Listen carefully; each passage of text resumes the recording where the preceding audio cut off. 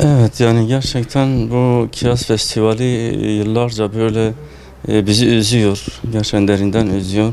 Çünkü ne dinimize, ne örfümüze, ne gelenek ve göreneklerimize, özellikle Yeşilli halkı gibi müsbet, dindar bir halkın, bir ilçemizin, güzide bir ilçemize böyle ifsat edici, yozlaştırıcı festivallerin yapılması bizi de, halkımızı da, bütün STK'larımızı da derinden üzüyor. Yani tepkiliyiz gerçekten bu konuda.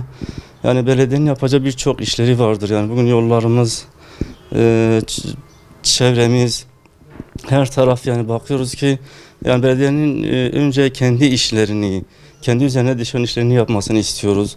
Halkın isteğine doğru, halkın yolunu, suyunu, parkını, kaldırımını yapalım ve gençlerimiz zaten Allah muhafaza, biz gençlerimizi çok seviyoruz ve onlar için, halkımız için bu tepkiyi gösteriyoruz. Yoksa yani eğer bir festival yapılacaksa yani dinimize, örfümüze, gençlerimize böyle yol gösterecek bir festival yapılabilir. Yani böyle duayla, mevlidle bir şey yapılabilir.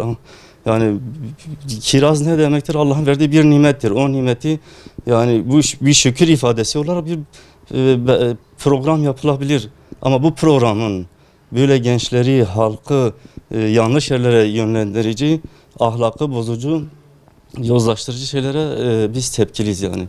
Biz onun için çok yani üzülüyoruz yani, gençlerimiz için, halkımız için. Halk da tepkili, STK'lar olarak da biz de böyle ahlaki yozlaştırıcı festivallere karşı tepkiliyiz yani.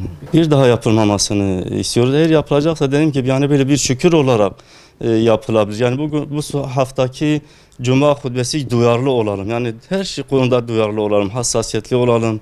Yarın Allah'a hesap vereceğiz yani, bu makamda olanlar hangi makamda olursa olsunlar ahirette Allah'a hesap verecekler, yani bunun hesabı, vebali vardır, yani bunu böyle bilelim.